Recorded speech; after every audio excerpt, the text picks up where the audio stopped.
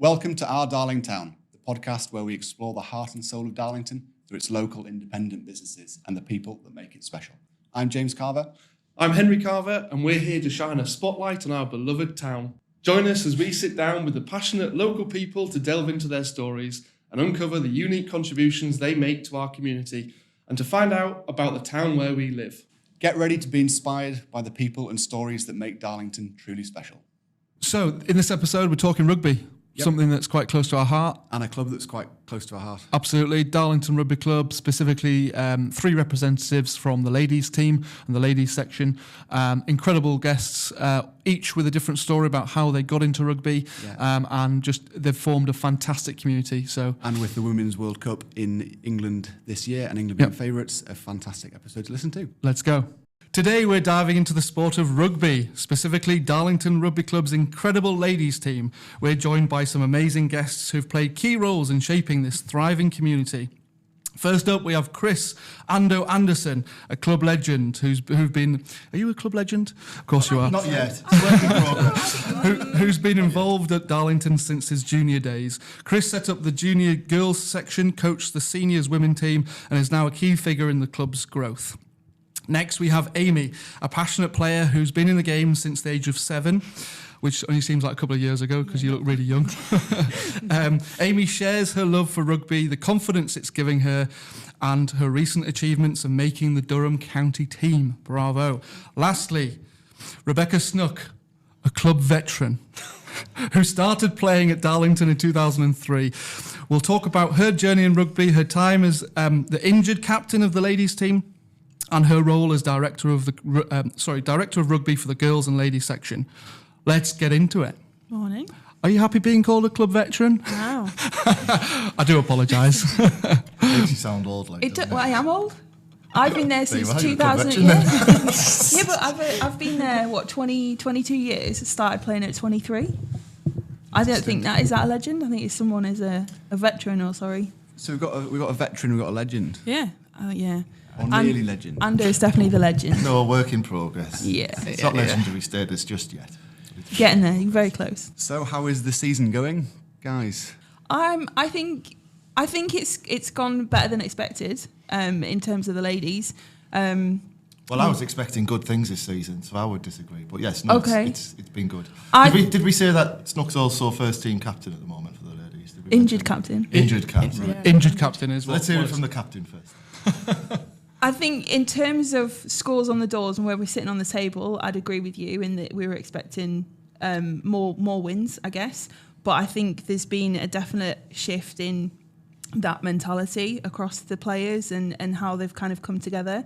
We did start off with a struggle with training, getting people down, numbers, etc. But something's happened over Christmas and we're getting like 15 to 20 people. Like Sunday just gone, we had 30 available for a game, which is unseen and unheard of in Darlington ladies. And there's been a shift. But a lot of the team are just, they want to play and they want to be there and they want to be involved. But it's a struggle with women's rugby when childcare becomes an issue, especially over a weekend. So yeah, for me, I think we're doing all right. Yeah, we did try this year as well. We signed up to an RFU trial for women's rugby on a Saturday. So we tried to arrange as much Saturday fixtures as we could with buy-in from the RFU, and obviously other clubs needed to try and work into place with that. But unfortunately, it didn't work out how we transpired because a lot of women have work on a Saturday, so we ended up with less numbers. But the idea behind it was that the women would be then available to support the junior girls section on a Sunday. Obviously, all junior rugby's on a Sunday. But yeah, well, it's not quite worked out, but we'll see. We've had a few Friday night games as well, which is always great. Friday night games. Yeah. But yeah, availability since Christmas has been cracking. Commitment to training has turned a new page, and it's hard when you've got a cut. We've got a squad of 22. And you've got to cut 8 players from that team. It's a real struggle. A good headache to have, I guess, but also it's unpleasant. Like at the weekend, we had to cut 8 players from that team. That's 8 unhappy players. But hopefully that's what's going to drive the growth of the senior team. That competition for spaces, competition at training to get the starting shirt or to get in the squad. So yeah, the future's bright, and And obviously, as Amy will tell you, we've now got first of our girls coming through the junior section into senior rugby. Unfortunately, Amy's not quite 17 yet, but she's doing a brilliant job with the water. Yeah. But yes, at the weekend we had two of our under 18s playing. They made their debut 2 weeks ago, so it's fantastic to see the work that we've put in over the last 4 years start to come to fruition, and hopefully some of the senior women's players will feel supported too, knowing that there's that progression now, which is something that the ladies' team have never had. No, not at all. Well, I just want to ask Amy a quick question. What got you into rugby initially? Because you started at the age of 7, is that right? My primary school head teacher. Brilliant. Yeah. She put a pamphlet in school and I read it and I just wanted to do it. Brilliant. So that's been my life ever since, really. Yeah. So have you grown up like around rugby at all, or was that simply just completely out the blue, I'll give it a go? No, I've watched it before, but it was just there. I was like, yeah, I want to do that. That's it. Yeah. I've tried other sports, but it didn't click. And what then got you to Darlington Rugby Club versus, do I dare say it, Malden Rugby Club? I've been to Malden. I played at right. Malden. Amy lives in Bellaby. Yeah. Right, okay. So she's got a choice of Wensleydale, Richmond, Darlington and and DMP. Malden. Yeah. Right. But Darlington, the red one, the better one, that's just got more of a family-friendly like environment. But yeah, that's why I like Darling more than any other, really. Yeah, brilliant. What you mentioned in your sort of synopsis that I was sent through last night, so thank you very much for that, Rebecca, that it's given you a lot of confidence. Yeah. Is there any reason that it's given you that confidence? It just does. Yeah. Like, without it, I doubt I'd be here now, to be honest, because before I played, I was very, very, very quiet. Right, And okay. now I'm very... As in physically in this room doing a podcast? Yeah. I wow. would not have come in. Yeah. I'd have been very, very scared, but yeah. No, there will be a lot of people at your age that would absolutely shy away from something like this, so yeah, full credit to you. Yeah, I think it's testament to what Amy does as well, though. So she comes to training and like we involve the under 18s with the ladies in the training section. Amy's the first one there. She's always involved. She's willing to ask. She's willing to support, and she's part of the furniture. And I think that's like I said, testament to how we as a team want to be, and we're hoping that will then encourage the rest to kind of settle in as well. We've got a lot of great numbers and great players coming through, and I would like to think that they would see us like a family and see us like as a supporter group. It can be, I can imagine it can be really difficult. Like, it is the first time we've had under 18s come through. Like, I've been there since 2003, and this is the first time in my... You're a club veteran, Yeah. But But we've never had girls come through. Like, we've recruited... Cragsy came when she was 18, but we've never had the ability to bring someone through the section. And it is going to be a journey for us and for them, and we've got to learn how to support and how to look after. But then they've also got to learn how to adapt their playing style, their ability to kind of link in with women as well. Yeah. I think there was a comment last week, wasn't there? It's like playing with your mum. Yeah. Well, we're old enough to be their mum in some respect. So, it's going to be difficult. Yeah. Fun, but difficult. So how many of your sort of current squad have, I don't know, played since they were juniors or minis, and how many have sort of come to it, I fancy trying rugby when they're in their mid-20s? That's a tough one. I think looking at, so we've got Emma and Alice that have just come through, so they've just been signed as under 18s. And then Cragsy played as a junior, Katie played as a junior. But then a lot of the team that are currently there have been there for maybe 15 years plus. Not necessarily juniors, though. None at Darlington. Yeah, what I will say is we've got a vast a range of experience within the team. You know, there's players that have been playing very experienced, like Snook says, 10, 15 years plus. Yeah. But there's also players that have come along and, we're starting from scratch. That has to be a factor in the training sessions we're planning, because we've got new players who have just joined within the last year or two, learning rugby and building their experience. But we've also got very experienced. That must be really hard as a coach, Ando, if you've got sort of different levels of ability. You want to encourage people who are just starting, but then you want to be competitive. You want to win every match, and you want to be pushing the guys. Yeah, and that does come into it. Yeah, we're in a competitive league, and we have to factor that into things like team selections. But actually, it works both ways because it doesn't harm experienced players to go back to a bit of tackling 101 and whatnot, and just refresh on those core skills. Yeah. Can we talk about minis for the moment and juniors? Because I know you'd done a lot with the minis and juniors and the girls especially. I take my son down on a Sunday morning, and it's a hive of activity, the club, which is absolutely brilliant. And how do you get more girls at that sort of age coming through? I've got a daughter who's 4, who's been to a couple of sessions, and I think she only goes because she gets a sweetie at the end. How would you say? How would you sort of encourage more? I think it's coming. I think we've got a really good section, like you said.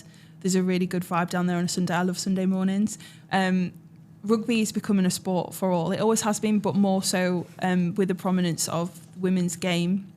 The fact that they've got the girls, the 12s, 14s, 16s and 18s now to look up to as well. Yeah. And there's a progression to see where they can get to. And I think that's made a huge difference. Going into schools, we do a lot of school engagement. Chris organises that with the local community as well.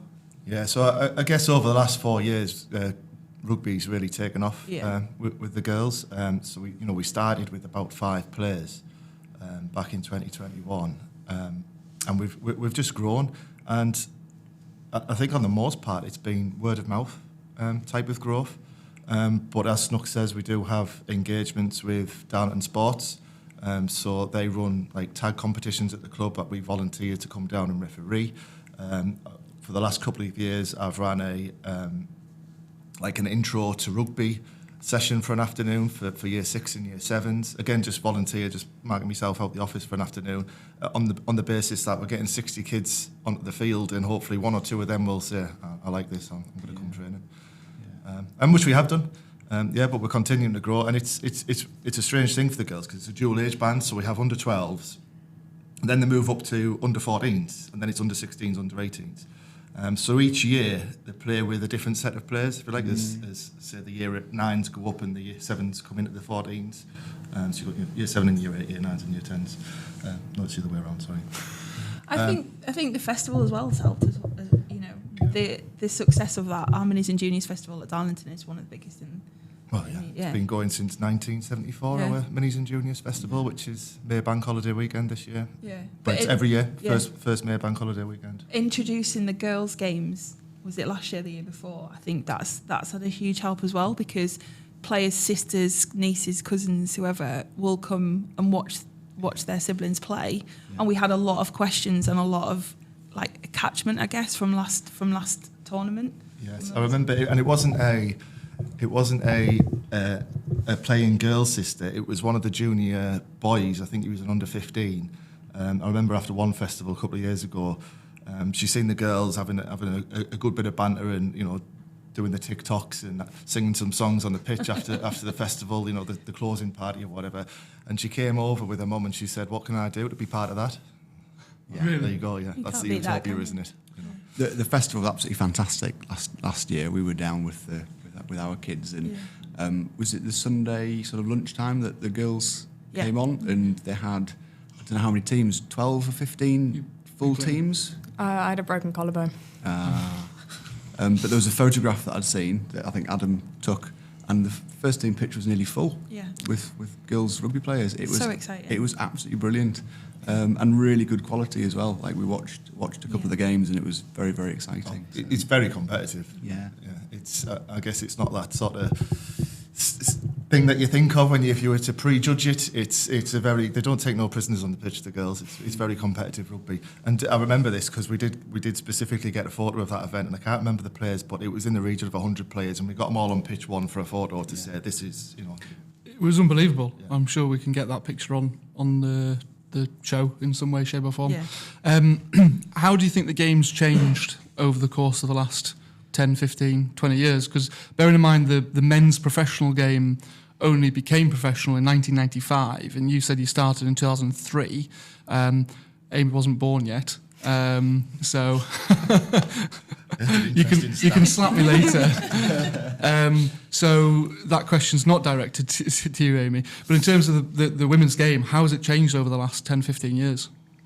When I first started playing, way back when, it was a game for all. It was a game for all sizes, all shapes and sizes, all ages. And one of the best things I ever did was starting to play for body confidence more than anything, because you look around the changing rooms and everyone's different shape sizes, and it hugely helps your mental health as well in terms of how you look at yourself. And it's exercise, it's exciting, and it's that camaraderie and family. That for me was one of the reasons why I started to play and why I continue to play, to be part of a group of like-minded women who supported one another, whatever their background was, wherever they're from, whatever age, size, whatever. And that's kind of one of the reasons why I've been driven to stay. It was about strength as well. When I first started, it was old school rugby. We had Tommy Miller, incredible Tommy Miller, who taught me how to play rugby and would often pull me off and say, you know what kind of snook I want today, don't you? And I'd get a little wink, and you had to go and be aggressive and as much as you could get away with without the ref looking or overseeing. I think in terms of how it's changed, you are getting a lot more people coming through, exciting. It's a lot more about fitness. The skill sets have changed incredibly. The passion, the drive, the want, and having more girls come through. It was never one of those sports that you looked at because it was a man's sport still back in 2003. Say that within inverted commas, because a lot of the girls played were big, strong, and you would be deemed to be something that it was that stereotype of an aggressive sport, and that's not the case now at all. We've got some absolutely incredible players, and the skill set that's coming through. It has changed. There's a lot more around running, which is not good when you're a forward. And I think that's how it's changed, but also the belief that it is girls can do anything. That if you want to do it, if you can see it, you can do it, and that's where the biggest change has been. It was hard work to be taken seriously. Admittedly, there would be 5 of us that had come to training back in the day, and we would sit in a little corner in the club, and with the push of Tommy and the belief of the club, we were then embraced as part of that community, and it's grown since. And then now, with the testament to the hard work that Ando's put in to grow that girls section, we're part and parcel of Darlington, and I think actually that section is the fastest growing in the club right now, and it's the one that people are starting to take notice of, which is amazing. Yeah. That's one of the things we wanted to build with the girls section is that culture, and I think Amy, you've tapped on it, and you as well, Snook, is just coming into that camaraderie, that teamwork, leaving whatever it is at the door of the club, and knowing that the club is a safe place, new friends, and I think that's been really taken on. Talking back to the professional game, I'm just going to make an assumption. You wouldn't have been able to really name any sort of high-level performing female rugby players at the time that you started, right? The only one that I was, Jill Burns, is a massive kind of figure in women's rugby, who now I've had the pleasure of meeting in person at the Veterans Games that we go for the Wooden Spoon, and she's quite driven to do that. But no, not necessarily. It's a bit different now, isn't it? Oh, hugely. Yeah. It's all over TikTok. It's exciting. I mean, she's American, but we love her. Alona Mara, who's just been incredible for the game. I know you love her. I know Amy loves her. She's the most followed rugby player, regardless of gender, that there is right now on social media. And she's coming over to Bristol Bears to learn the 15-a-side sport because she wants to play in the World Cup. It's just put it on the map again. And I think from an international perspective, people notice who she is. She's fun. Again, she's that body positive, body confident, will wear makeup for the game, which is just you go girl. I love it. Absolutely love it. Yeah, Ruby was telling me, Ruby's my eldest daughter, she was telling me that Bristol Bears followings on social medias went through the roof when she signed, which is obviously great for the women's game. Yeah. There's a women's podcast now, so Emily Scarrett, and they run a podcast similar to what is it Dan Cole and Joe Marler do one, don't they? And there's like a women's version where they talk about sport, they talk about women's rugby in the game, which they've got a lot of followers on that. Having the women's pundits on the men's game as well. So like the likes of Tamara Taylor, who's local. Maggie Alfonso, she's on there, isn't she? So having And a having referee role as well, models- Sarah Cox. Yeah, exactly, Easy yeah. to remember because of Yeah, the DJ. yeah. But having those women as role models who have played the game, who understand the game, who can talk about the game, is great for the girls that are kind of aspiring to be in that position too. And touching on the referees. So a girl that used to play at the club, Lenny. Can you remember Lindsay Evans? Lenny Evans? Yes. Yeah. The lovely number 9, the gobby one. She unfortunately had to stop playing rugby due to an injury, a neck injury, and her natural progression, well, initially she wasn't sure what she was going to do. She's now become a referee, and she's pulled into like some of the women's premiership games as like 3rd or 4th ref. So there's a progression as well. Now, you talk about that 20 years ago, you wouldn't have seen women's referees, and now there's a lot of them. So And on that note, actually, we've got 3-4 qualified referees from our under-16s and under-18s. girls. So they're embracing that too. They want to do the coaching badges to support the 12s, and they're expanding their game, not just within the sport, not just playing on the field, but outside of that as well, taking on these referee courses, which is The opportunities are there and there fantastic, weren't before. So yes, and they've been helping out on a Sunday morning with the under-14s games, the under-13s games, and through the minis, the under-11s, the under-12s. To build their experience and to see them giving back to the club at such an early age is, it's like a proud moment, isn't it? Yeah. Amazing.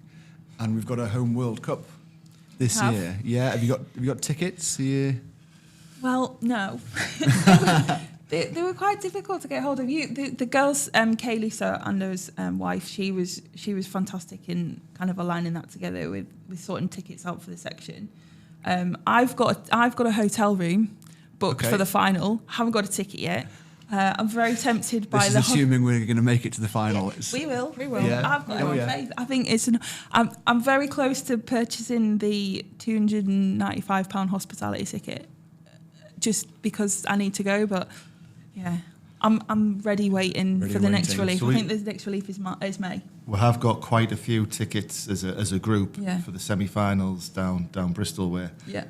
But unfortunately, we were trying to get tickets for the finals last week, and all that was left. Hard to, There was quite a few. Hospitality. Yeah. I think I don't know what happened at the start of the season. We were sort of expecting them to be distributed through clubs, but it never really transpired. Yeah. Or if it did, we missed the board. But Yeah. but anyway, we've managed to. We've got tickets for the opening game at York, Yeah. and we've got. It's not Sunderland. No, Sunderland. Sorry, it's York. I'm getting There is confused. games, It's York in a couple of weeks, isn't Yeah. it, for the So Six Six Nations? Nations. Yeah, Yeah. sorry, quite right. Sunderland Stadium flight. Yeah. And we've got. And yeah, that's we've the got tickets opening for Friday. ceremony as well. We've got tickets for that. Have So you? we're all going, taking all the kids Amazing. and stuff. So which will be, and that's England, USA, Yeah. I think. Yeah. Which will be, very exciting. You'll see Alona. You'll be a fangirl. That'll be busy. Yeah, It will be busy. Yeah. absolutely. Yeah. Ando, club legend. Tell us about how you got into rugby. Give us a bit of a backstory about yourself. Come on. How did I get into rugby?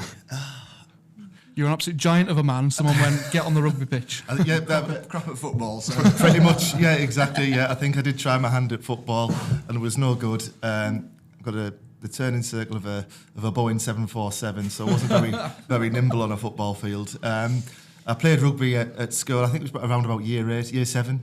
At senior school. And the coach at the time said, "Come on, get down to the local club," and I did. It went from there really. So I played through the juniors at Darlington. I then played Colts. I then played second team, which I think you were playing as well at the time. And then after a season or two in the seconds at 2019-20, I was into the first team. 14 season I think I did before I had to retire last year. Before your knee gave out. Yes, yep. Early retirement, premature. I still want to play now, but I just can't. Yeah, it's sort of held together with arthritis. Arthritis and electrical tape. And then was it a natural progression for you? I mean, needless to say, you've been in the club for a long, long time. Obviously, leaving it was not an option, right? Oh, definitely not. No, so I've been coaching since I started coaching junior rugby in 2017. And as I say, we come up with the lads team, and then we started the girls rugby, and then became head coach for the women's team. I mean, not playing rugby, I still have plenty to do. And then as of this season, I've just come on the board in the director of rugby role as well. So yeah, plenty to keep me busy. Still watching the rugby, of course, and unfortunately just not playing. No. How can people join you, Rebecca? As in, if someone listens to this or sees something on social media and thinks, do you know what, I'm going to give that a crack. So for the ladies team, so we are Darlington RFC based at Blackwell Meadows, not DMP. And the ladies, train Tuesdays and Thursdays from 7 till 9ish. We do train outside of. We sometimes go to different venues as well, depending on the weather. For the girls section, it's changed recently. I should probably know this. What's the girls? So the girls, we started this thing where we have Tuesday night ladies night. Yeah. So if you're a female wanting to play rugby, Tuesday night is the best place to start. Yeah.